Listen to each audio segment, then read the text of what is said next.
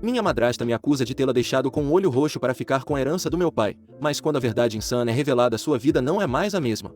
Tenho 25 anos e recentemente sofri um acidente que resultou em complicações que exigem cirurgia. O momento não poderia ser pior. Eu tinha acabado de começar um novo emprego, literalmente uma semana antes do meu seguro de saúde de 30 dias entrar em vigor, então agora tenho uma conta enorme e não sei como pagá-la. Se você é americano, sabe o que isso significa. Trabalho como assistente jurídica. É um bom trabalho e estou indo bem, mas essa nova posição não é uma promoção. Obtive um pequeno aumento e a empresa tem bons benefícios, mas já é tarde para cobrir essa conta. O salário de uma assistente jurídica não é suficiente. Por privacidade, não vou entrar em detalhes sobre minha situação médica ou a cirurgia, mas foi necessário e agora estou sem um tostão. Sei que deveria ter um fundo de emergência, sei que isso acontece com muitos americanos, mas não posso pagar e passei os últimos 5 anos construindo uma vida para mim sem nenhum apoio. Não quero que tudo isso seja em vão. A única opção que vejo é pedir ajuda ao meu pai. É por isso que estou fazendo esta postagem. Em outra vida ele teria coberto essa conta sem que eu precisasse pedir, mas nesta vida mal sou sua filha. Para dar mais contexto, minha mãe faleceu quando eu tinha 16 anos. Eu era muito jovem, ela tinha apenas 32. Foi de repente, um momento ela estava lá saudável e perfeita, e no seguinte ela se foi. Ela era muito importante para mim. Meus pais tinham 16 anos quando eu nasci. Os pais da minha mãe a expulsaram de casa quando descobriram que ela estava grávida. Então a família do meu pai a acolheu e a apoiou enquanto meus pais terminavam o ensino médio e me tinham. Eles se casaram no dia seguinte à formatura no quintal da infância do meu pai e logo depois se mudaram para um pequeno apartamento na cidade. Meu pai foi para a universidade enquanto minha mãe ficava em casa comigo. O dinheiro era escasso como esperado para dois jovens criando um filho, mas eles conseguiram. Minha mãe me deu tudo e meu pai estudava como se sua vida dependesse disso. Quando ele se formou mal, tínhamos dinheiro para um pequeno bolo para comemorar, mas eles estavam determinados a construir uma vida melhor. Meu pai trabalhava horas loucas fazendo bicos só para ganhar um pouco mais e minha mãe o apoiava em tudo, certificando-se de que eu estivesse bem. Finalmente os esforços do meu pai deram frutos. Ele começou um pequeno negócio que cresceu até atrair a atenção de investidores ricos. Ele o vendeu quando eu tinha 10 anos e nossas vidas mudaram da noite para o dia. Nos mudamos de um pequeno apartamento para uma bela casa, fui para uma escola particular e minha mãe finalmente teve a vida que merecia. Durante 4 anos foi como o paraíso. Meu pai estava mais ocupado do que nunca, continuava como CEO, mas éramos felizes. Mas então minha mãe adoeceu e de repente a grande e elegante casa se sentiu vazia. Meu pai entrou em pânico. Ele nunca tinha cuidado de mim sozinho e eu era uma adolescente, enquanto ele estava mais ocupado do que nunca. Quando eu tinha quase 17 anos, ele se casou com minha madrasta Nina, que já havia sido sua secretária. Meu pai tinha 33 anos e Nina tinha cerca de 22. Não era a maior diferença de idade, mas eu odiava ter uma madrasta. Eu não precisava de uma nova mãe, precisava da minha mãe. Em vez disso, ganhei uma garota 6 anos mais velha que eu fingindo se preocupar comigo quando meu pai estava presente. Era como se tivesse saído do filme Operação Cupido. Se você se lembra do personagem de Meredith Blake, era ela. Meu primeiro erro foi mostrar minha antipatia por ela antes de conhecê-la. Depois que minha mãe faleceu, passei por um momento difícil. Sempre fui ativa e praticava esportes, e suponho que a adrenalina e o estresse combinados com meu luto me levaram a entrar em algumas brigas. A escola não me deu muitos problemas. De qualquer forma, não foi nada muito sério, mas esse foi meu segundo erro. Eu estava me comportando mal na escola, em casa, e me recusava a estar perto da Nina. Quando ela estava perto de mim, terminávamos gritando, embora depois ela jurasse que nunca tinha levantado a voz. Minha relação com meu pai piorou cada vez mais porque ele não conseguia entender como eu podia fazer isso com ele. Ele não entendia como eu não podia ver que ele fazia tudo por mim. Esse foi meu terceiro erro. Um dia antes do meu aniversário de 18 anos, Nina atacou. Eu estava no processo de me mudar para um apartamento com minha melhor amiga, mas meus pais e eu sempre tivemos a tradição de apagar as velas do bolo à meia-noite. Então, voltei para casa naquela noite. Nina estava no sofá chorando com o olho roxo, aconchegada ao meu pai enquanto ele tentava consolá-la. Ela disse a ele que quando tinha passado mais cedo naquele dia para pegar algumas das minhas coisas, algo me alterou como sempre acontecia e comecei a gritar com ela outra vez. Ela afirmou que tinha tentado me acalmar, mas que eu gritei. Movi meus braços e quando ela tentou gentilmente abaixar meu braço, eu a acertei, tal como tinha acertado uma garota em um jogo de softball depois que mamãe faleceu. Só que segundo ela, Nina estava parada em frente às escadas e esse golpe supostamente a fez cair. Disse que eu simplesmente peguei minhas coisas e fui embora em vez de ajudá-la. Contou que eu já a tinha batido antes, mas que não tinha contado ao meu pai porque pensava que eu estava passando por um momento difícil e que melhoraria, mas que ela não aguentava mais, ela não se sentia segura na própria casa. Não sei o que mais ela disse, quanto tempo passou construindo sua mentira, mas em vez de apagar as velas à meia-noite me disseram para pegar o que me restava e ir embora. Meu pai disse que não ia fazer sua esposa ter medo na própria casa quando tudo que ela estava fazendo era tentar me ajudar, que ele nem me reconhecia mais. Disse que pagaria meu último semestre do ensino médio, mas depois disso tinha terminado. Como eu claramente não queria estar perto deles, ele não me obrigaria a ficar. Meu presente de aniversário de 18 anos foi ser deserdada, enquanto Nina provavelmente se tornou a única beneficiária dos milhões do meu pai. Não nos falamos desde então, ele não compareceu à minha formatura do ensino médio e eu deixei de esperar que ele aparecesse na minha formatura da universidade. Fui para a universidade universidade com uma bolsa de Softal, graças a Deus, embora tenha tirado um ano sabático para trabalhar e economizar para cobrir tudo que não era matrícula. Minha melhor amiga se transferiu para uma universidade em outro estado no meio do caminho, então quando me formei consegui um pequeno apartamento para mim e tenho me virado desde então.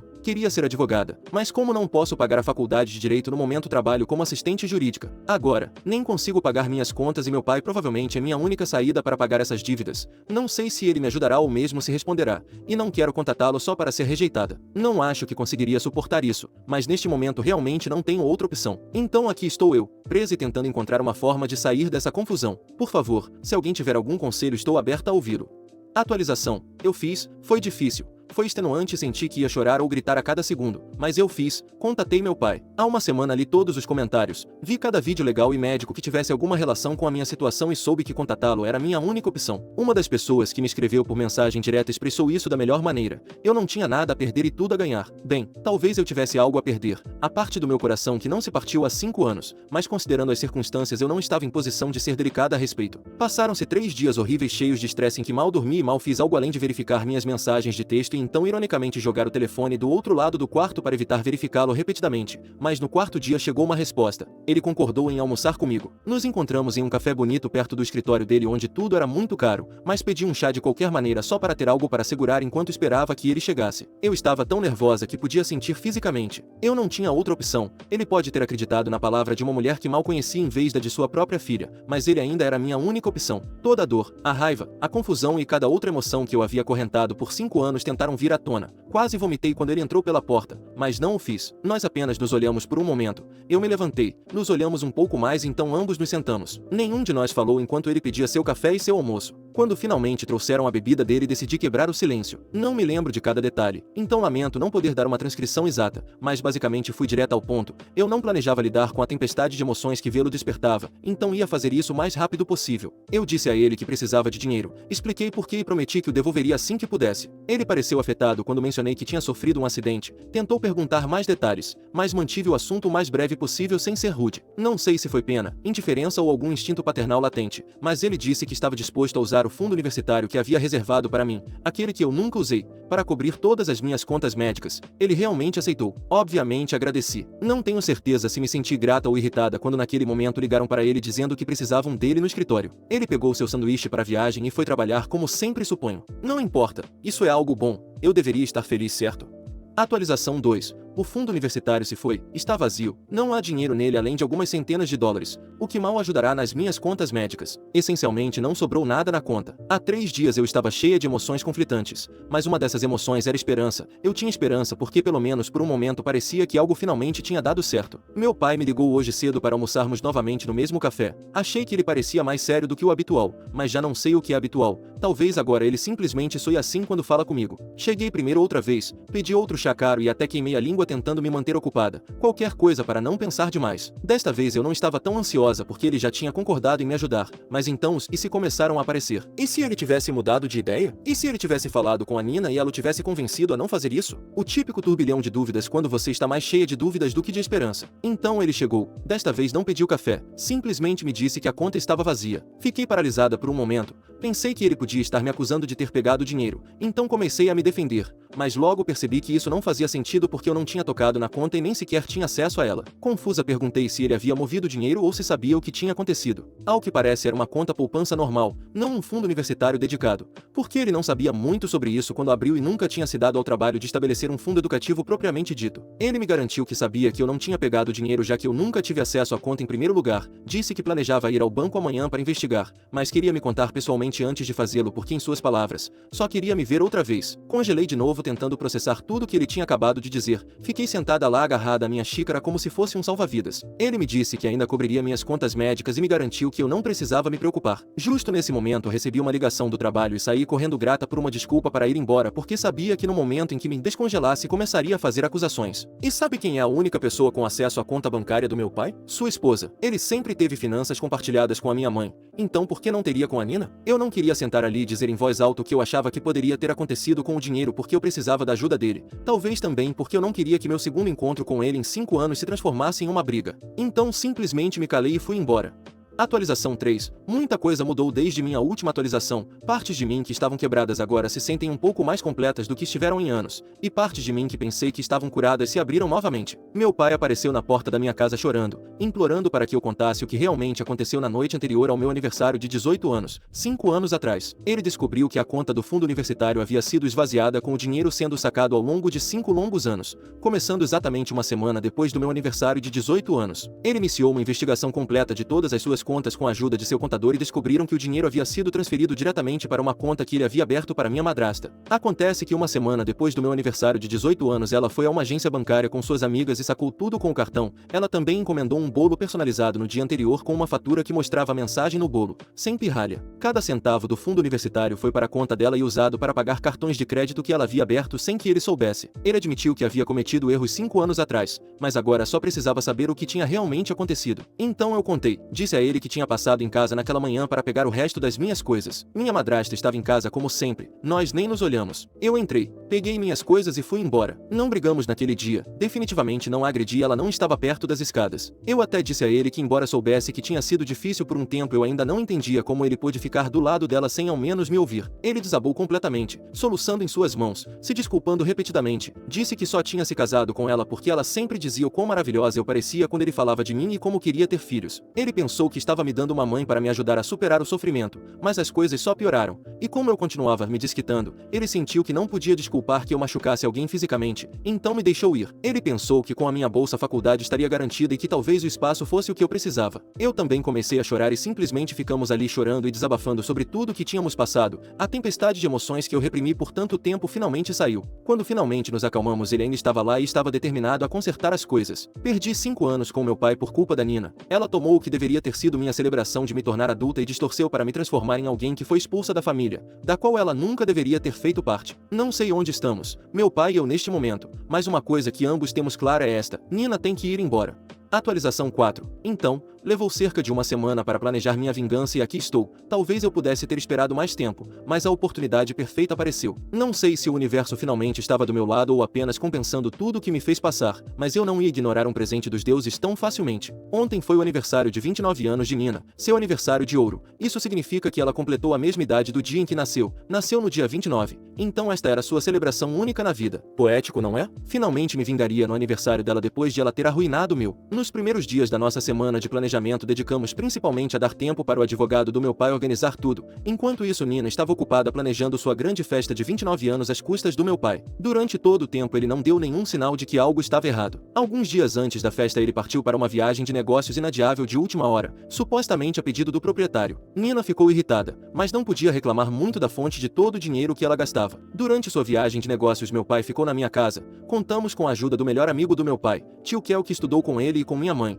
e de sua esposa tia Linda. Eu cresci o chamando de tio e tia. Embora eu tenha perdido contato com eles depois que fui deserdado, eles ficaram encantados de me ver de novo. E a tia Linda detesta Nina, o que explica por que não mantinham contato com meu pai. Eles estavam mais do que dispostos a apoiar nosso plano. O dia da festa chegou e enquanto meu pai e eu ficamos em casa, tio Kel e tia Linda foram à festa de Nina. Eles eram dois dos amigos mais próximos do meu pai, então, é claro, estavam convidados para a grande festa de aniversário dela. Como planejado, uma vez que todos estavam sentados para comer, o tio Kel se levantou para dar um discurso. Ele pegou seu telefone e disse a todos que meu pai havia escrito um discurso para ele ler em homenagem a Nina, já que não podia estar lá. A tia Linda gravou todo o discurso. Ele começou de forma leve mencionando quando meu pai e Nina se conheceram e se casaram, e então mencionou meu nome. Descreveu como Nina havia dito que eu a tinha agredido e como para protegê-la ele me afastou de sua vida. Nesse momento o ambiente começou a ficar desconfortável, mas metade dos presentes eram amigos do meu pai e do tio Kel, então ninguém ousou interromper. Nesse ponto tio Kel fez uma pausa, pegou um pequeno pacote embrulhado e o entregou a Nina dizendo que esperasse até ele terminar o discurso para abri-lo. Disse que era um presente do meu pai. Ela parecia confusa, mas animada, provavelmente pensando que o discurso terminaria com algo de diamante ou ouro, algo que uma caça-fortunas como ela gostaria. Então, tio Kel continuou o discurso contando para uma sala cheia de pessoas próximas a Nina como meu pai tinha descoberto a verdade, que ela o havia manipulado para se voltar contra mim. Detalhou tudo o que foi descoberto desde então, o fundo universitário vazio, o dinheiro roubado e as mentiras. Nina ficou paralisada, assim como eu na semana anterior, e a sala estava horrorizada e intrigada demais para interromper. Tio Kel continuou explicando que meu pai finalmente entendia o que havia acontecido e que por isso escolheu aquele presente. Disse a ela para abrir. A julgar pela expressão de horror em seu rosto no vídeo, ela o fez. Dentro do embrulho estavam os papéis do divórcio. Meu pai entregou a ela o pedido de divórcio na frente de todos os convidados dela. Nina passou de congelada a furiosa, gritando descontroladamente, especialmente quando um dos amigos mostrou a ela a foto que meu pai acabará de postar dos dois juntos. Foi aí que terminou a gravação da tia Linda e também onde termina este capítulo da minha vida. Atualização 5. Se você nunca viu meu perfil antes, talvez queira ler minhas últimas publicações neste subreddit antes de ler esta, mas se você tem acompanhado minha história, olá, faz tempo. Hoje escrevo de um lugar muito melhor mentalmente do que quando publiquei pela primeira vez. Se você está apenas dando uma olhada e quer saber como tudo terminou, aqui está a versão resumida. Agora estou livre de dívidas com todas as minhas contas médicas pagas. Meu pai cobriu tudo, incluindo algumas consultas de acompanhamento para garantir que tudo estava cicatrizando bem. Falando do meu pai, pela primeira vez em muito tempo ele é oficialmente um homem solteiro. É aí que entra a parte dramática desta atualização. Depois da revelação na festa de aniversário, meu pai, é claro, quis pedir o divórcio. No entanto, durante o processo descobriu-se que Nina não só tinha antecedentes criminais por roubo, a maioria fazia parte de um processo juvenil selado, mas também tinha feito com meu pai algo muito similar ao que fez com outro homem anos antes. Ela não se casou com ele, mas quase arruinou o pobre homem. Não sei que idade ele teria na época, mas era muito jovem. À luz de seu histórico casamento com meu pai foi anulado. Então, ela não só não é mais minha madrasta, como legalmente nunca foi. Infelizmente para ela, a anulação significava que ela não tinha direito a um único centavo de pensão alimentícia. Ela não trabalhava há anos e as dívidas de cartão de crédito que acumulou enquanto gastava o dinheiro do meu pai a deixaram na ruína e com uma dívida enorme. Meu pai não ia pagar nada disso por ela e não é surpresa para ninguém. Ela nem sequer tem amigos a quem recorrer para pedir dinheiro. Ela abandonou seus verdadeiros amigos e familiares quando ficou rica e todas as pessoas que a rodeavam eram apenas amigos por interesse, aproveitando seus gastos com o dinheiro do meu pai. Nem sei onde ela mora agora. Ela foi expulsa logo depois da festa de aniversário. Quanto a mim e meu pai, bom, estamos muito melhor, não estamos exatamente como quando eu era criança, há muito terreno para recuperar e muito tempo para compensar, mas passo a passo estamos chegando lá. Atualização 6. Não posso acreditar no que descobri esta semana. Depois de anos me perguntando o que realmente aconteceu no dia em que Nina me acusou, finalmente tenho a resposta. Por muito tempo pensei que o olho roxo que ela mostrou era maquiagem, parecia a explicação mais lógica, especialmente a conhecendo. Era exatamente o tipo de truque que eu esperava de alguém como ela, alguém que manipula a qualquer custo. Mas depois de me reconectar com meu pai e conversar sobre tudo, surgiram detalhes que me fizeram duvidar dessa teoria. Meu pai me contou algo que ela não poderia ter falsificado tão facilmente. Seu olho roxo tinha mudado de cor com o tempo, como acontece com uma contusão real, que passa de um roxo profundo e escuro para um amarelo e esverdeado à medida que cura. Alguém conseguiria maquiar isso todos os dias com tanta precisão e realismo, especialmente enquanto convivia com meu pai? Pois bem, acontece que não era maquiagem. A verdade é muito pior e mais surreal do que eu imaginava. Nina provocou o olho roxo intencionalmente. Isso mesmo, ela se certificou de ter um olho roxo autêntico pedindo a uma de suas amigas para socá-la no rosto. Ainda me parece inacreditável escrever isso. No entanto, essa foi sua estratégia para garantir que a acusação contra mim parecesse completamente crível. Ela tinha que manter seu plano em pé, não importava até onde tivesse que ir, mesmo que isso significasse levar um soco na cara. É difícil imaginar a mentalidade de quem chega a esses extremos. A ideia de ficar parado esperando que alguém me bata me deixa enjoada. Se eu vejo um soco vindo, mesmo em um contexto planejado, acho que a última coisa que faria seria ficar parada. Provavelmente tentaria me proteger ou algo assim,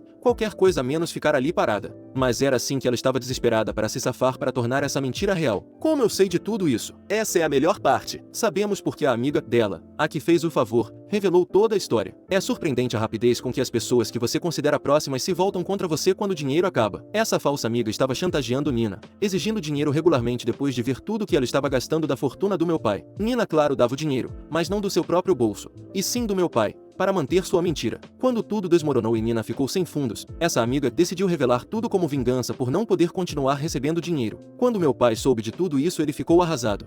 Atualização 7. Parece que Nina voltou aos velhos hábitos, só que desta vez ela cruzou uma linha que eu nunca imaginei. Hoje eu soube que ela foi presa por um de seus golpes, embora claramente esta não seja a mesma mulher calculista de antes. Desta vez foi um ato de puro desespero, de um animal encurralado e sem um plano claro. Ao que parece, ela tentou aplicar um golpe em um homem mais velho de uns 60 ou 70 anos. Não sei se eles se cruzaram em um bar ou em alguma cafeteria, mas ela conseguiu ganhar a confiança dele o suficiente para ser convidada a ir à casa dele. Seu plano era dopá-lo com comprimidos para poder roubá-lo enquanto ele estivesse inconsciente. Até agora seu modus modus operandi tinha sido outro. Ela sempre escolhia homens com dinheiro suficiente e sua estratégia era se casar com eles e absorver sua riqueza lentamente, como uma sanguessuga que se agarra à pele. Este ato foi completamente diferente e ilegal. Deveria ser ilegal casar com alguém por dinheiro, mas pelo que eu sei não é. Mas para sua má sorte o homem acordou e tinha provas suficientes para incriminá-la. É difícil entender como Nina pôde cair tão baixo, passando de suas táticas habituais de manipulação emocional para cometer diretamente um crime de roubo. Desta vez não é apenas um golpe em que ela fingia amar alguém quando na realidade só amava seu dinheiro. Aqui estamos falando de um crime sério, de se aproveitar de um homem mais velho para roubá-lo enquanto ele estava inconsciente. O pior é pensar no que poderia ter acontecido se os comprimidos que ela deu tivessem tido um efeito adverso em sua saúde. Ela nem sequer pensou nisso, ou simplesmente não se importou. Por sorte o homem está bem e Nina só enfrenta acusações de roubo. O melhor que poderia ter acontecido dadas as circunstâncias, a situação poderia ter terminado de maneira muito pior, mas pelo menos terminou com Nina atrás das grades, o que é um alívio para a sociedade e para nós.